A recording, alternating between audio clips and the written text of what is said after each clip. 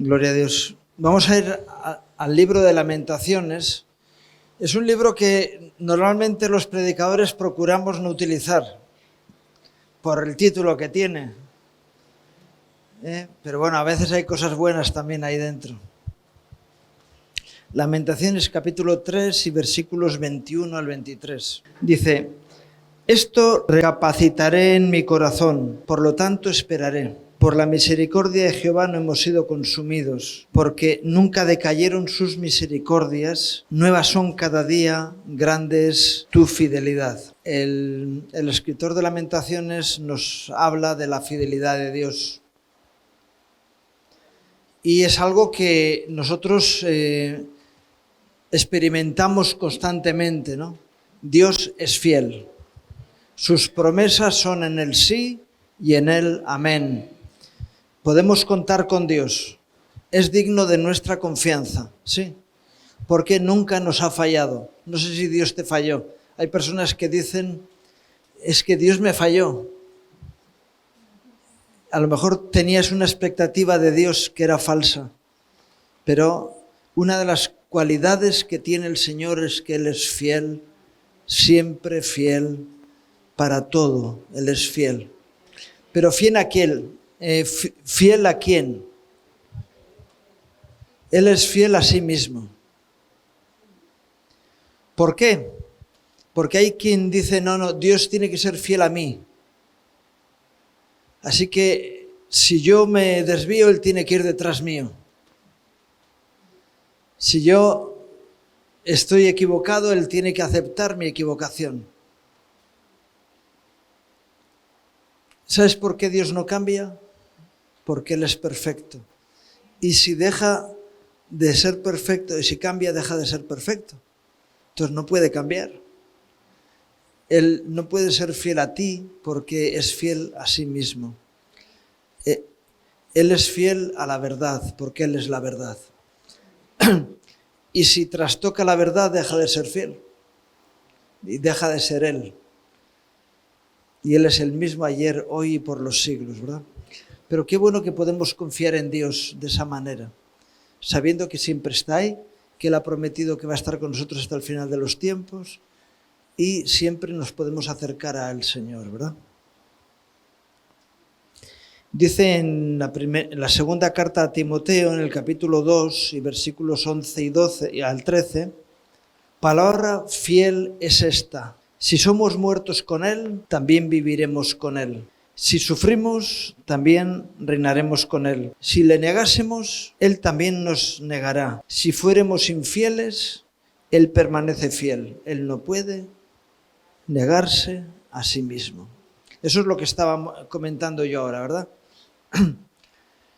Si fuéramos infieles, Él permanece fiel. Cuando hay una disonancia entre Dios y nosotros, si tú no estás de acuerdo con Dios, ¿quién es el que está equivocado? Él está equivocado. Si hay una discrepancia entre tú y Dios, el equivocado eres tú. Yo soy el equivocado si no estoy de acuerdo con Dios. ¿Por qué? Porque Él no puede equivocarse. Él no puede equivocarse porque Él es la verdad absoluta. Sí. Entonces, cuando hay una discrepancia y una distancia y un conflicto entre Dios y tú, el problema no está en Él, el problema está en ti. Y Él no va a cambiar. A veces queremos convencerle a Dios de que está equivocado. Yo no sé si alguna vez le has dicho a Dios que se equivocó. Yo sí. Yo sí se lo he dicho.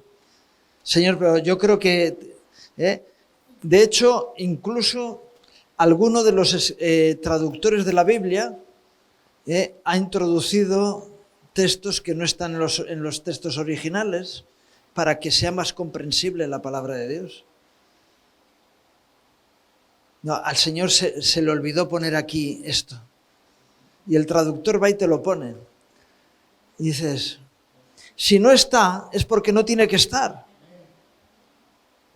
porque Dios no se equivoca nunca. Entonces, si tú eres infiel, tienes una oportunidad que es volverte a la fidelidad a Dios o seguir en tus 13, en tu historia. Pero Dios no cambia, la verdad no va a cambiar y tú no vas a convencer a Dios de que cambie. Entonces, alguien puede decir, entonces, ¿para qué sirve orar? Bueno, Dios quiere que le pidamos.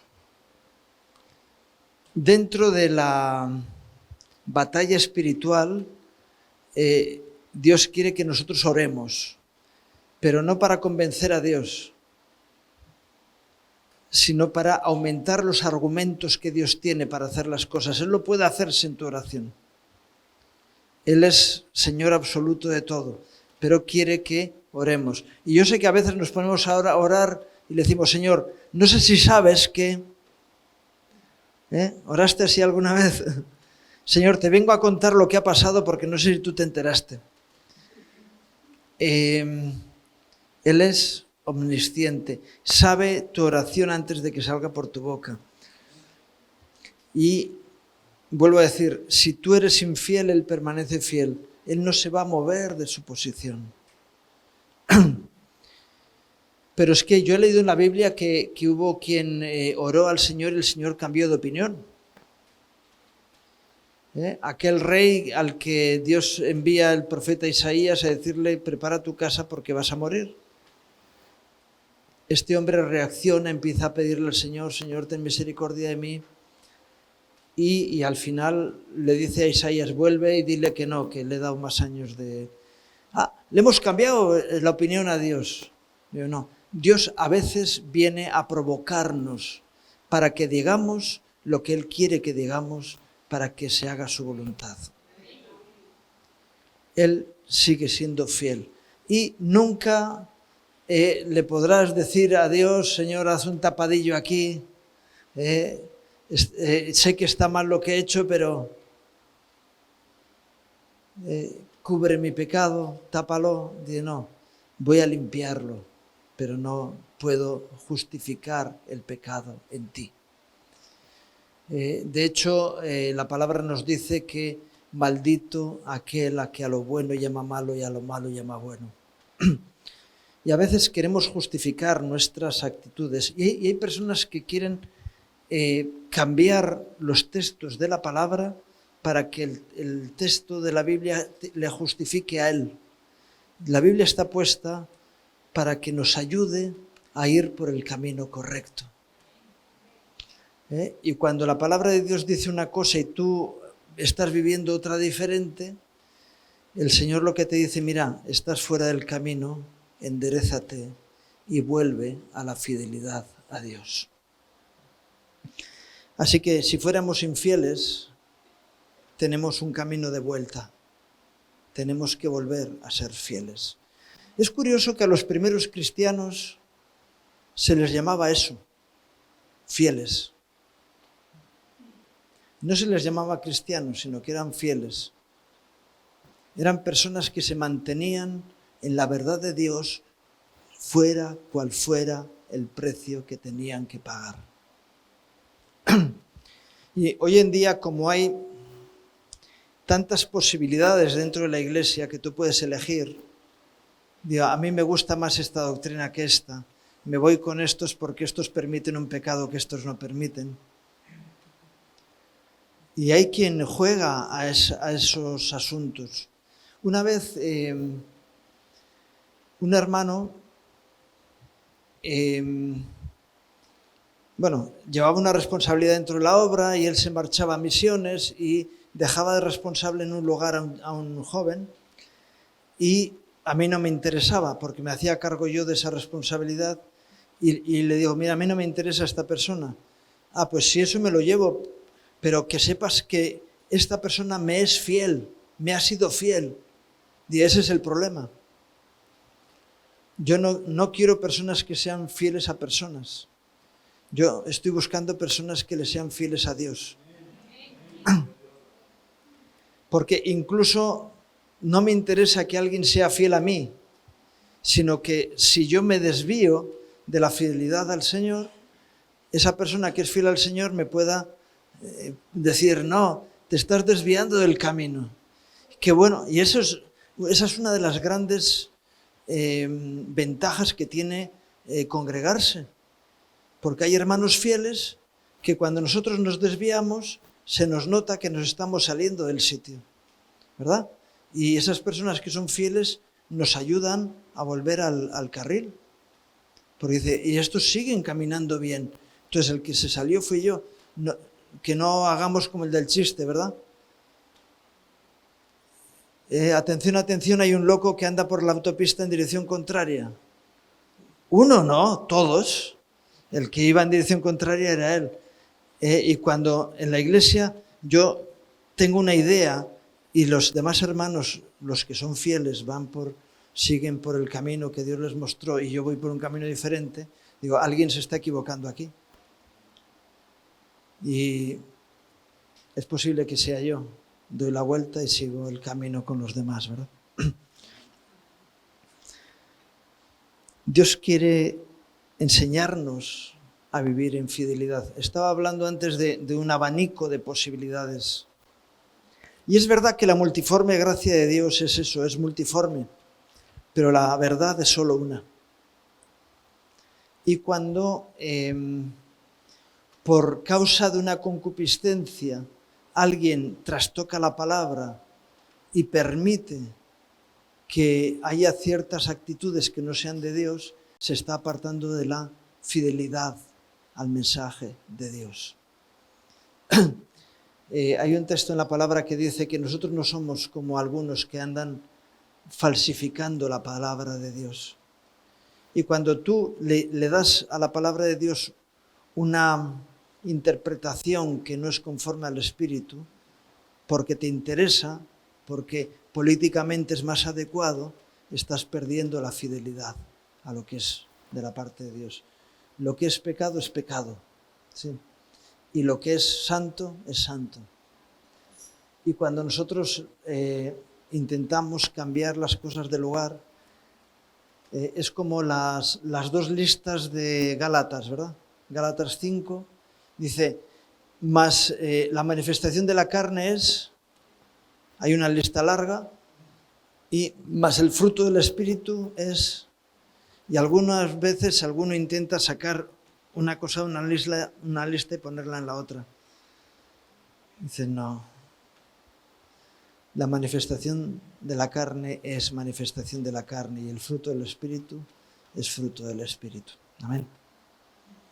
Dice en la primera carta a los Corintios, en el capítulo 4 y versículos 1 al 4, así pues, téngannos los hombres por servidores de Cristo y administradores de los misterios de Dios. Ahora bien, se requiere de los administradores que cada uno sea hallado fiel. Yo en muy poco tengo el ser juzgado por vosotros o por tribunal humano, y ni aun yo me juzgo a mí mismo, porque aunque de nada tengo mala conciencia, no por eso soy justificado, pero el que me juzga es el Señor. El apóstol Pablo tenía claro que los asuntos suyos los tenía que tratar con Dios, pero él decía, el que administra algo tiene que ser hallado fiel. Hay una parábola que el Señor enseñaba, que era la del mayordomo infiel, ¿verdad? Que vamos a leer, pero Pablo tenía claro, un administrador tiene que ser hallado fiel. Y yo no sé si tú te consideras administrador. Dios te ha dado tu vida. Dios te ha dado dones naturales y espirituales. ¿Hay alguien aquí que no tenga dones naturales? No. ¿Hay alguien que no tenga dones espirituales? Todos tenemos, estáis bien enseñados. Todos tenemos dones espirituales. A todos Dios nos ha dado, porque si no, no estaríamos aquí. Entonces, somos administradores de los dones que Dios nos ha dado. Ahora tenemos responsabilidad de utilizar esos dones de una manera adecuada para que cumplan el propósito para el cual fueron dados. Porque si no es así, lo que estamos es haciendo una degeneración del don, ¿verdad? Así, las personas que hacen uso equivocado de la sexualidad están siendo malos administradores del cuerpo que Dios les ha dado, ¿sí? Los que hacen mal uso de su fuerza, porque maltratan a los demás, hacen mal uso del don físico de la fuerza que Dios les ha dado. Todos somos administradores, y el que tiene el don de profecía y la utiliza de una forma torticera para decir así dice el Señor lo que Dios no ha dicho, está haciendo un mal uso del don que Dios les ha dado, ¿verdad? El administrador tiene que ser hallado fiel. Y Pablo decía, a mí el que me juzga es el Señor. Yo tengo mucho temor de Dios, de hacer buen uso del don que Dios me ha dado, porque tengo que dar cuentas delante de Dios de aquello que Él me dio. Amén. Antes estaban aquí las profesoras de la escuela dominical. Tenéis que hacer un buen uso de esa oportunidad que tenéis de enseñar a los niños, porque podéis enseñarles cosas que son falsas. Dios os libre, ¿verdad? Pero podríais hacerlo porque estáis teniendo una oportunidad de hacer uso. El que sale aquí al púlpito tiene la oportunidad de transmitir algo, y cuando usamos mal el don enseñamos lo que no debemos de enseñar, y entonces tendremos que dar cuentas delante de Dios de eso. El administrador tiene que ser hallado fiel, ¿verdad? De tal manera que podamos hacer como aquel que recibió los 5 talentos. Señor, 5 talentos me diste, aquí tienes los 5 talentos, otros 5 ha producido. Bien, buen siervo y fiel. Bien, buen siervo y fiel. Entra en el gozo de tu Señor. Al de 2, bien, buen siervo y fiel. Entra en el gozo de tu Señor. Y al que tenía 1 y escondió, le dijo que era un malvado. Y un malvado. Has sido malvado, has sido malo. Has hecho mal uso del don que te di. Has sido infiel. Y dice que aquel otro que maltrató a los demás le puso su parte. ¿Con quién? Con los infieles. Los fieles están en un lado, los infieles a otro lado. En medio hay algunos que están en periodo de ser juzgados en su fidelidad o en su infidelidad. Pero cuando Dios dice tú eres un infiel y te pone con los infieles, es que no eres digno de ninguna confianza. Amén. Igual que Dios es digno de confianza, qué bueno que tú seas una persona digna de confianza en la que los demás descansen. Amén. He dicho antes que íbamos a hablar de esa parábola, Lucas 16, versículos 1 al 12. Dijo también a sus discípulos: había un hombre rico que tenía un mayordomo, y éste fue acusado ante él como disipador de sus bienes. Entonces le llamó y le dijo: ¿qué es esto que oigo acerca de ti? Da cuenta de tu mayordomía, porque ya no podrás más ser mayordomo. Entonces el mayordomo dijo para sí: ¿qué haré? Porque mi amo me quita la mayordomía. Cavar no puedo, mendigar me da vergüenza. Ya sé lo que haré, para que cuando se me quite de la mayordomía me reciban en sus casas. Y llamando a cada uno de los deudores de su amo, dijo al primero: ¿cuánto debes a mi amo? Le dijo: 100 barriles de aceite. Y le dijo: toma tu cuenta, siéntate pronto y escribe 50. Después dijo a otro: ¿y tú cuánto debes? Y él dijo: 100 medidas de trigo. Él le dijo: toma tu cuenta y escribe 80. Y alabó el amo al mayordomo malo por haber sido hecho sagazmente, porque los hijos de este siglo son más sagaces en el trato con sus semejantes que los hijos de luz. Y os digo, ganad amigos por medio de las riquezas injustas, para que cuando éstas falten nos reciban las moradas eternas. El que es fiel en lo muy poco, también en lo más es fiel. Y el que en lo muy poco es injusto, también en lo más es injusto. Pues si en las riquezas injustas fuisteis fieles, ¿quién os confiará lo verdadero? Y si en lo ajeno no fuisteis fieles, ¿quién os dará lo que es vuestro? Si eres fiel, tendrás posibilidades de seguir siendo fiel. Y si eres infiel, no. Al mayordomo infiel, el Señor, el hombre rico, le dice: da cuenta de tu mayordomía porque no podrás ser más mayordomo. Y él asume que no va a poder ser más mayordomo. ¿Por qué? Porque en su corazón hay una actitud de infidelidad. Yo cuando veo personas que rompen compromisos, que van de una iglesia a otra, porque alguien puede ser que diga: mira, yo he ido a una congregación, voy a otra, estoy buscando el sitio donde Dios me quiere, pero cuando ya, ha habido veces que ha habido personas que me han dicho: ya he encontrado el lugar donde tenía que estar. Y bueno, gloria a Dios, Dios me ha dicho que esta es mi congregación, y al poco tiempo se han marchado a otra. Y es que han ido al otro lugar y han dicho lo mismo: no, Dios me ha dicho que este es mi lugar. Y seguirán así. Y bueno, en Madrid hay como 700 congregaciones. Con un mes que estés en cada una tienes para unos cuantos años, ¿no? Ese tiene un corazón infiel. Mientras Dios no cambie su corazón, va a ser alguien sin capacidad de compromiso. Y qué bueno que aquel que está comprometido. Me decía un político hace unos días: qué difícil es encontrar personas comprometidas. ¿Vosotros tenéis personas comprometidas? Digo, sí. No podríamos estar en tantos lugares donde estamos, haciendo tanto como hacemos, si no hubiera gente fiel y que se compromete. Y damos gracias a Dios cuando vemos hermanos que van creciendo en su compromiso y entrega, y que son fieles, que les mandas a hacer algo y están en ello y lo hacen bien y están siendo prosperados por el Señor. Y digo, esto es lo que Dios quiere con nosotros, ¿verdad? Amén.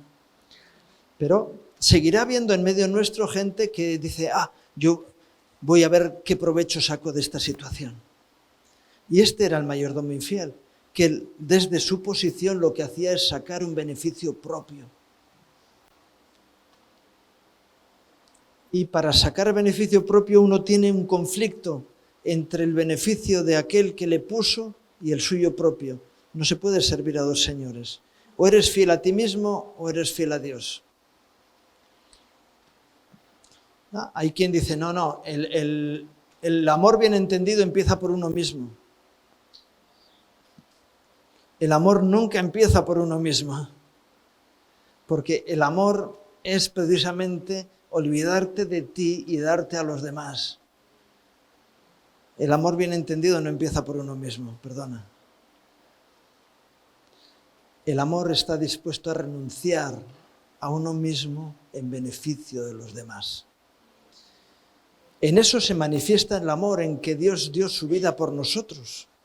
Es decir, no estimó su posición, sino que se preocupó por nosotros. El fiel es aquel que ha dejado a un lado su propio propósito, su propio beneficio, y se ha centrado en aquel que le llamó, ¿verdad? Vas a decir: no, perdona, yo no voy a entrar en tu juego. Es más, yo no quiero ser amigo tuyo, que eres una persona que le estás vendiendo a tu jefe, mañana me vas a vender a mí. Una vez teníamos relación con un industrial, teníamos ciertos tratos mercantiles, ¿no? Y este estaba engañándole a su mujer. Yo le dije, mira, yo sé que no me puedo fiar de ti. Si tú no eres fiel a tu mujer, ¿cómo vas a ser fiel a mí? Que yo soy solamente un cliente tuyo o un proveedor tuyo. Yo no me puedo fiar de ti porque ni tu mujer ni tus hijos se pueden fiar de ti. Si tú no eres fiel en lo más poco, no puedes ser fiel en lo más. Y cuando hay alguien que te miente en cosas pequeñas, ¿te puedes fiar cuando esté hablando de algo grande? No. Si alguien te está robando en una cosa pequeña, ¿te podrás fiar de él cuando robe en una cosa grande? Yo a veces digo, oye, ¿por qué robas céntimos que no te solucionan nada?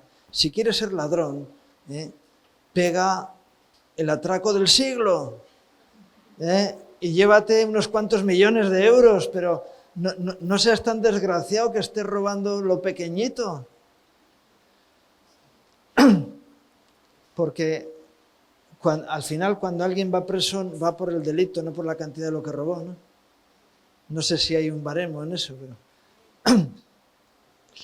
pero lo que nos dice la Biblia es que si tú eres fiel en lo poco, en lo que tú puedes ser fiel, Dios te va a dar la gracia para ser fiel en lo mucho.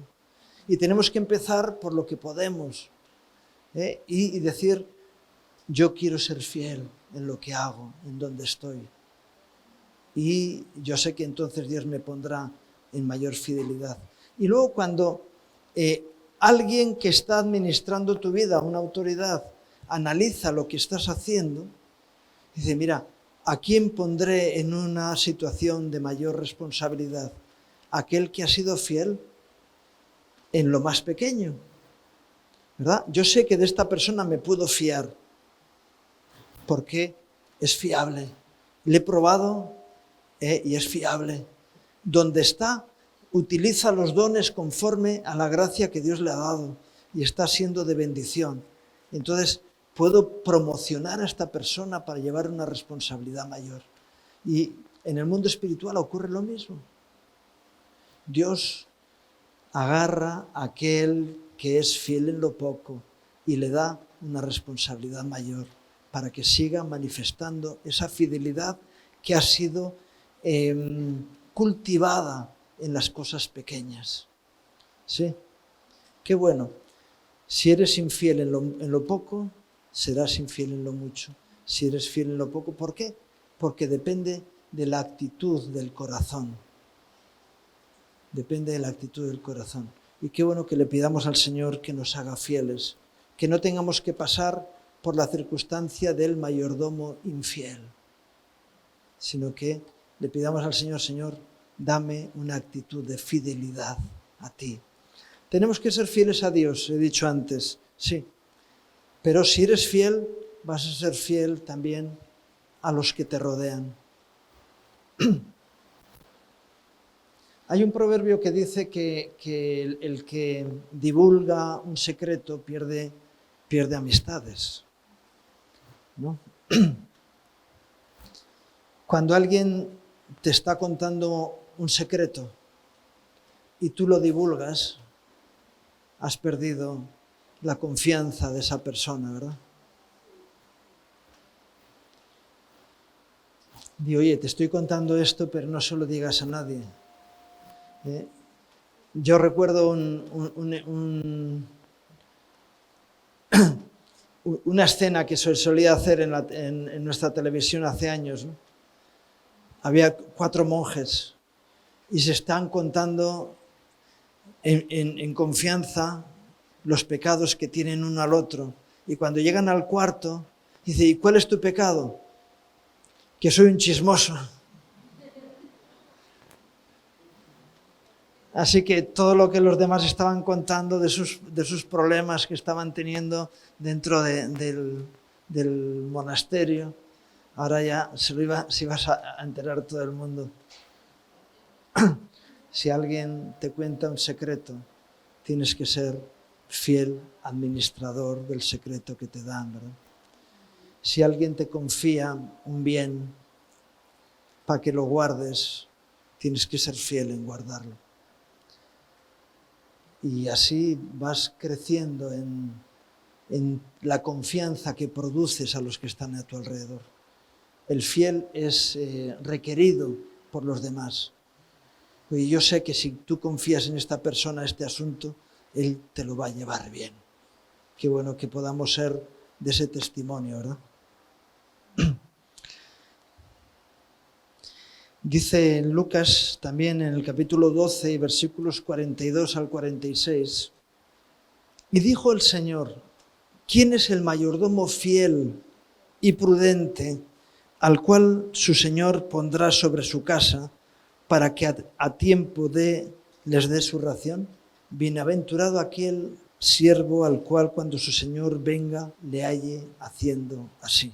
En verdad os digo que le pondrá sobre todos sus bienes. Mas si aquel siervo dijera en su corazón, mi Señor tarda en venir, y comenzare a golpear a sus criados y a las criadas, y a comer y a beber y a embriagarse, vendrá el Señor de aquel siervo el día que éste no espera, y a la hora que no sabe, y le castigará duramente, y le pondrá con los infieles. Le pondrá donde le corresponde, evidentemente. ¿Quién es el siervo fiel y prudente que cuando su Señor venga, al cual pondrá sobre toda su casa? Aquel siervo que cuando el Señor viniere le halle haciendo así. En el sitio donde te han puesto, manifestando la fidelidad de Dios. Va a venir el amiguete y te va a decir, oye, cuélame. Hombre, somos amigos. Déjame.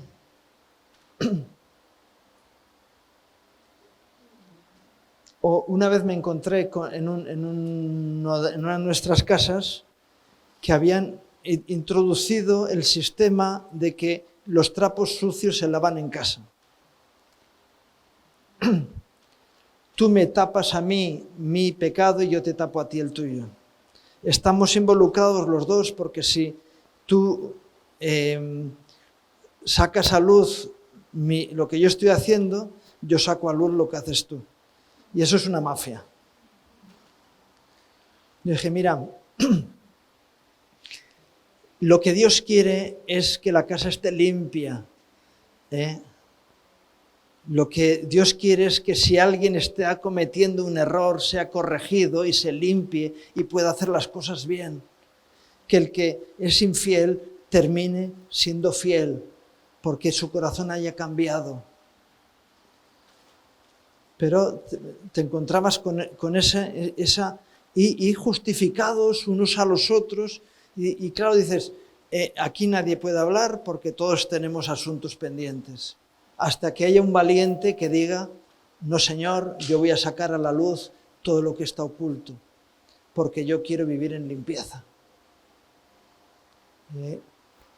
Y qué bueno que sea así, que seamos fieles y que todo el mundo sepa que donde estás tú no hay posibilidad al trapicheo.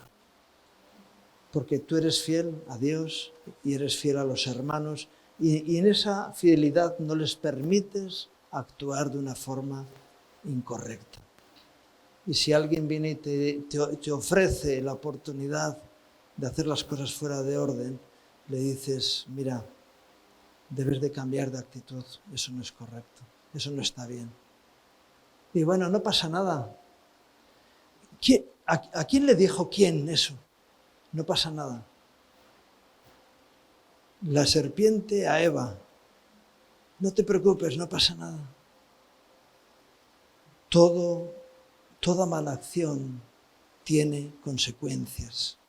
Todo pecado lleva a la muerte.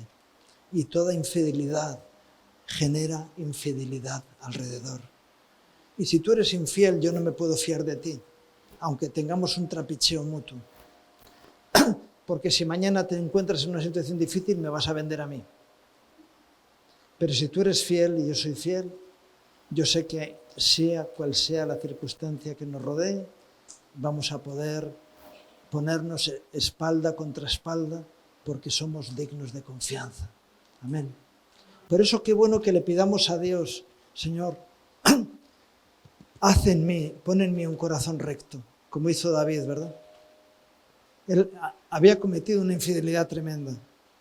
Como rey, se había aprovechado de su situación, se había acostado con la mujer de uno de sus capitanes y había intentado tapar aquello. Al final también había mandado matar a su capitán. Y el Señor le reconvino. Y él se puso delante de Dios y le dijo: Señor, crea en mí un corazón limpio. No quites tu Santo Espíritu de mí. El Espíritu Santo es espíritu fiel. No quites tu Santo Espíritu de mí, sino renueva en mí un espíritu recto. Hazme fiel. Hazme fiel. Yo quiero ser fiel.